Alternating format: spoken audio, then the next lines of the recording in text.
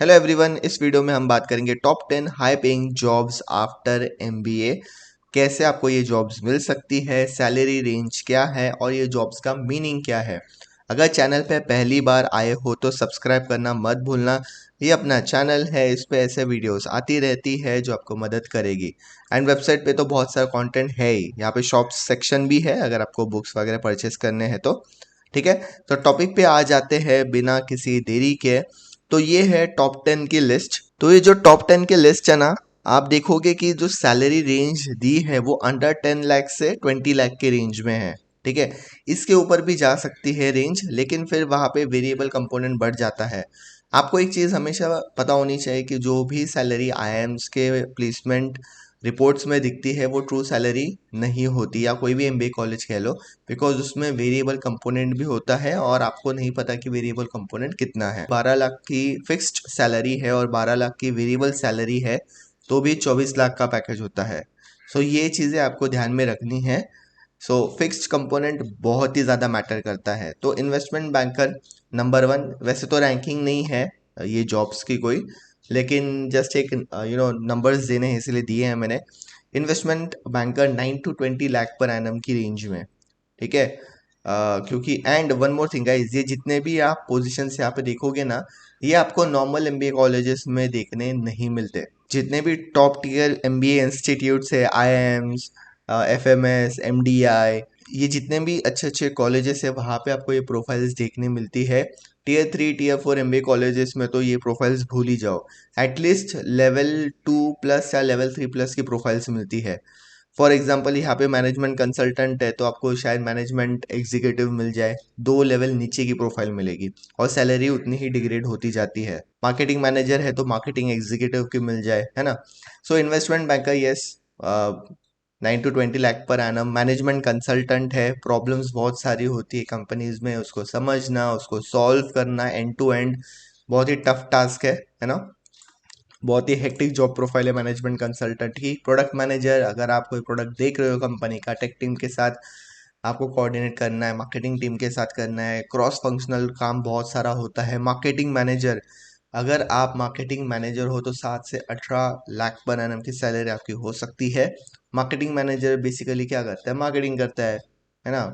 Company की हो सकता है, प्रोडक्ट की हो सकता है, अलग अलग लेवल्स होती है इसकी भी। डेटा एनालिस्ट, यस, जो भी स्टूडेंट्स वो बैकग्राउंड से, कोडिंग बैकग्राउंड से या फिर जनरल आईटी बैकग्राउंड से, data analyst they can go for, या फिर बिजनेस एनालिस्ट। डेटा एनालिस्ट फिर भी कोर प्रोफाइल है, बिजनेस एनालिटिक्स थोड़ा सा एमबीए मिक्स हो जाएगा। And yes, 6 to 14 lakh per annum ये मिनिमम सैलरी है। ठीक है, इससे ज़्यादा हो सकती है एंड है भी लोगों की। ठीक है, फाइनेंशियल मैनेजर या फिर फाइनेंस मैनेजर, अगेन ये थोड़ा सा ब्रॉड प्रोफाइल है। मार्केटिंग मैनेजर फिर भी समझ में आता है, फाइनेंशियल मैनेजर नहीं होता, फाइनेंस मैनेजर होता है। बिजनेस डेवलपमेंट मैनेजर, अगर आप सेल्स में जाना चाहते हो, ठीक है, एरिया सेल्स मैनेजर या बिजनेस डेवलपमेंट मैनेजर, ये प्रोफाइल्स आपको हमेशा दिखेगी। तो बिजनेस डेवलपमेंट मैनेजर जो एग्जिस्टिंग सेल्स है उसको तो बढ़ाना है, लेकिन नए वेन्यूज भी ढूंढने जहाँ से हम सेल्स ले आए। ठीक है, तो बिजनेस भी डेवलप करना है, क्लाइंट्स बढ़ाने हैं, रिलेशंस अच्छे करने हैं। 7 to 20 लाख पर एनम, इसमें सबसे ज़्यादा वेरिएबल कंपोनेंट रहेगा जहाँ पे सेल्स की प्रोफाइल है। Human resource manager, yes, 7 to 18 lakh per annum. पूरा हायरिंग, पे आउट, बहुत सारी चीज़ें होती है that this person is responsible for.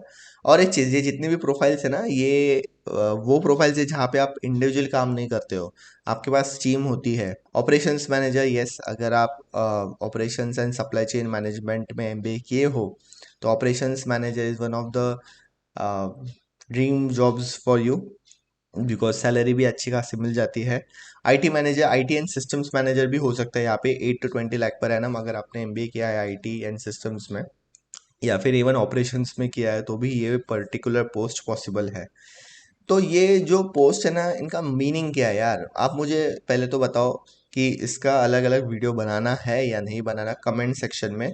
फिर मैं हर एक जो पोस्ट है उसका डिस्क्रिप्टिव या फिर जो जॉब रोल होता है, रिस्पॉन्सिबिलिटीज है, उसका एक वीडियो बना दूंगा। वो तो सीरीज ऑलरेडी है भी, ठीक है, वैसे एक सीरीज ऑलरेडी है।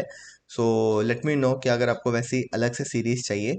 फिर भी मैं आपको एक बार समराइज करवा देता हूँ कि ये लोग क्या करते हैं। ये जो आर्टिकल है इसका लिंक डिस्क्रिप्शन बॉक्स में दिया है ना।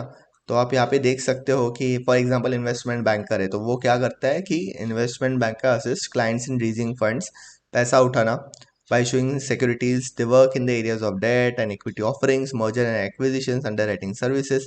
They also provide clients with financial advices and guidance on issues such as valuation, capital structure and risk management. अगर आप फाइनेंस बैकग्राउंड से हो तो ये टर्म्स आपके समझ में आएंगे। ठीक है, तो ये सभी के सभी जो जॉब्स यहाँ पे लिस्टेड है उनके बारे में मैंने यहाँ पे नीचे दिए इन्फॉर्मेशन। अगर आपको और भी डिस्क्रिप्टिव चाहिए तो मुझे बता देना, मैं वहाँ पे ऐड कर दूंगा। ठीक है, so let me know how can I help you out with more information on top 10 high paying jobs after MBA। And ये जो वेबसाइट है ना यहाँ पे विजिट करो, बिकॉज बहुत सारी इन्फॉर्मेशन है जो आपके काम की है, whether it is related to MBA college और स्पेशलाइजेशन या GD वेट टॉपिक्स। है ना, अभी तो इंटरव्यू क्वेश्चंस भी आने लगे हैं, MBA interview questions, Python, finance और भी इंटरव्यू क्वेश्चंस आने वाले हैं विथ आंसर। यस, आंसर भी दिए हैं, तो ये आपके काम की चीज़ है ना। So that's it. Thanks a lot for watching. Stay connected and always keep that smile up.